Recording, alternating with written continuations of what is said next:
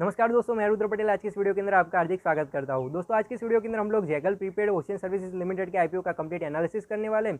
मैं आप लोगों को इस कंपनी का कंप्लीट फाइनेंशियल और फंडामेंटल एनालिसिस करके दिखाऊंगा और इस वीडियो के एंड के अंदर हम लोग बात करेंगे फाइनल कंक्लूजन की कि मेरा फाइनल ओपिनियन क्या है कि क्या आप लोगों को इस आईपीओ के अंदर अप्लाई करना चाहिए या नहीं करना चाहिए। अगर आप लोग इस आईपीओ के अंदर अप्लाई करते हो तो क्या सिर्फ और सिर्फ लिस्टिंग इन के लिए अप्लाई करना चाहिए या तो फिर लॉन्ग टर्म इन्वेस्टमेंट के लिए अप्लाई करना चाहिए। तो सारी की सारी बातों को जानेंगे आज के इस छोटे से वीडियो के अंदर। तो चलिए बिना वक्त गवाए शुरू करते हैं आज के इस वीडियो को। तो मैं आ चुके हैं यहाँ पर मेरी स्क्रीन के ऊपर। Incorporated in the 2011 Zaggle prepaid ocean services limited provides financial technology fintech products and services to manage corporate business expenses through automated and innovative workflows. तो अगर हम लोग बात करें तो ये लोग यहाँ पर फिनटेक के सेक्टर में से आते हैं और अपनी जो सर्विसेज है वो कॉर्पोरेट बिजनेस वगैरह को यहाँ पर प्रोवाइड कराते हैं।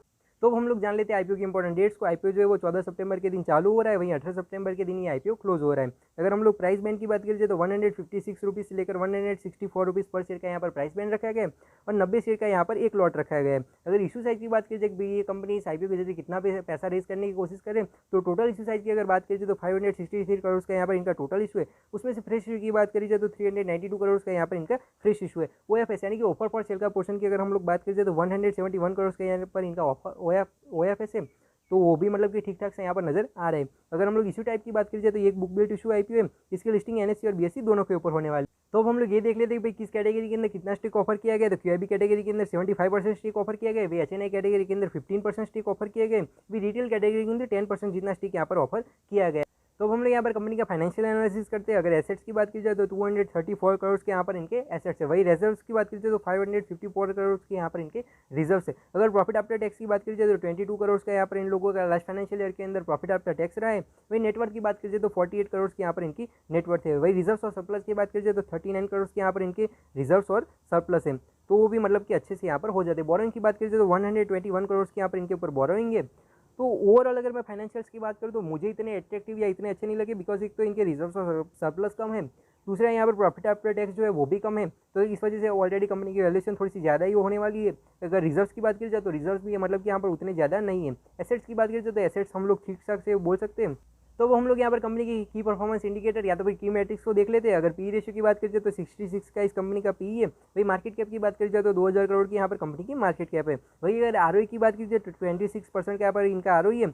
आरओई यानी कि रिटर्न ऑन इक्विटी, तो इनका रिटर्न ऑन इक्विटी काफी अच्छा है। 46 का आरओई मतलब कि बहुत ही शानदार यहाँ पर इनका आरओई यहाँ पर बन रहा है। डेट टू इक्विटी रेशियो की बात की जाए तो 2.48 का यहाँ पर इनका डेट टू इक्विटी रेशियो ये हमें थोड़ा सा ज़्यादा नजर आ रहा है, बिकॉज कि यहाँ पर क्योंकि जो कंपनी है उसके ऊपर काफ़ी ज़्यादा डेट वगैरह है, तो इस वजह से ये रेशियो थोड़ा सा ज़्यादा नजर हमें आ रहा है। अगर ईपीएस की बात कीजिए तो 2.46 का यहाँ पर इनका ईपीएस है, तो ईपीएस भी मतलब कि ठीक ठाक सा नजर आ रहा है। वही रिटर्न ऑन नेटवर्क की बात कीजिए तो 46% की इनकी रिटर्न ऑन नेटवर्क है, तो रिटर्न ऑन नेटवर्क भी काफी अच्छी यहाँ पर नजर आ रही है। तो हम लोग यहाँ पर ऑब्जेक्ट्स ऑफ इशू को समझते हैं, ये लोग यहाँ पर आईपीओ लेकर क्यों आए, इसके पीछे का रीजन को समझते हैं। तो बेसिकली इन लोगों ने यहाँ पर 4 रीजन बताए। सबसे पहला यहाँ पर expenditure towards customer acquisition and retention. तो बेसिकली यहाँ पर जो कस्टमर एक्विजिशन के लिए जो पैसा वगैरह लगता है, मतलब कि नए कस्टमर को लाने के लिए जो यहाँ पर पैसा लगता है, उस वजह से ये लोग यहाँ पर आईपीओ के जरिए पैसा रेज कर रहे हैं। और दूसरा रीजन इन लोगों ने बताया expenditure towards the development of technology and products. तो यहाँ पर ये जो कंपनी है वो अपने नए प्रोडक्ट्स और नई टेक्नोलॉजी को डेवलप करने के लिए भी इनको फंड की यहाँ पर रिक्वायरमेंट है। तो इस आईपीओ के जरिए जितना भी पैसा रेज किया जाएगा उसमें से कुछ पैसे का इस्तेमाल ये लोग इस काम के लिए भी करेंगे। अगर हम लोग तीसरे रीजन की बात करें तो रीपेमेंट और prepayment of certain borrowing in a full और part availed by the company. तो बेसिकली यहाँ पर कंपनी ने जो डेट वगैरह ले रखा है, जो बोरिंग वगैरह उठा रखी है, तो उसके रीपेमेंट के लिए ये लोग यहाँ पर आईपीओ लेकर आए, ऐसा भी इन लोगों का कहना है। और चौथा रीजन यहाँ पर कॉर्पोरेट जनरल कॉर्पोरेट पर्पसेस बताया जा रहे हैं।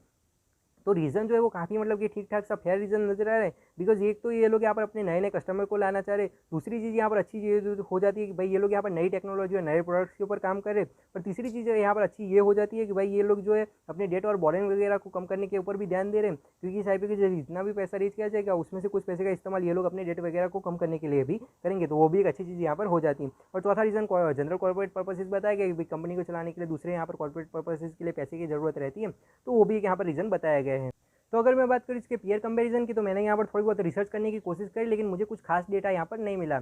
और इस सेक्टर के अंदर मुझे ऐसा नहीं लग रहा कि यहाँ पर ज़्यादा कंपनियाँ लिस्टेड होगी, तो यहाँ पर ऐसा ही सीन वगैरह देखने को मिल रहा है। तो अगर मैं इस कंपनी की बात करूँ तो पर्सनली मुझे कंपनी ज़्यादा ना अच्छी लगी ना ज़्यादा बुरी लगी। कंपनी यहाँ पर एक एवरेज सी कंपनी मुझे नजर आ रही है। और इस आईपीओ के अंदर कंपनी की वैल्यूएशन वगैरह की बात करी जाए, यहाँ पर इनके फाइनेंशियल फंडामेंटल की बात करी जाए, तो सब कुछ एवरेज सा नजर यहाँ पर आ रहा है। तो अब बात कर लेते हैं मेरे फाइनल ओपिनियन की कि क्या आप लोगों को इस आईपीओ के अंदर अप्लाई करना चाहिए, इसे अवॉइड करना चाहिए। और अगर आप लोग अप्लाई करते करते हैं तो क्या सिर्फ और सिर्फ लिस्टिंग गेन के लिए अप्लाई करना चाहिए या लॉन्ग टर्म इन्वेस्टमेंट के लिए अप्लाई करना चाहिए, तो आप लोग उसे भी समझने की कोशिश करते हैं। तो यहाँ पर कंपनी के जो फाइनेंशियल फंडामेंटल है वो तो मतलब कि ठीक ठाक से नजर आ रहे हैं, कंपनी की वैल्यूएशन भी यहाँ पर ठीक ठाक सी नजर हमें आ रही है। तो यहाँ पर आप लॉन्ग टर्म के लिए अगर अप्लाई करने की सोच रहे हो तो आपको इस बारे में एक बार जरूर से सोचना चाहिए, बिकॉज लॉन्ग टर्म के लिए भी शायद ये कंपनी अच्छी साबित हो सकती है। और लिस्टिंग इनकी बात करी जाए तो भाई अगर इसके अंदर अच्छा खासा जीएमपी और सब्सक्रिप्शन डेटास देखने को मिलता है तो नो डाउट आपको इसके अंदर अच्छे खासा लिस्टिंग गेन भी देखने को मिल सकते हैं। तो लिस्टिंग गेन के लिए तो आपको इसके आखिरी दिन का वेट करना पड़ेगा, इसके जीएमपी और सब्सक्रिप्शन डेटास के ऊपर नजर टिकाकर बैठना पड़ेगा। तो बस ये कुछ बातें थी जो मुझे इस वीडियो के अंदर रखनी थी। और हाँ, मैं कोई भी इन्वेस्टमेंट एडवाइजर या रिसर्च एनालिस्ट नहीं हूँ,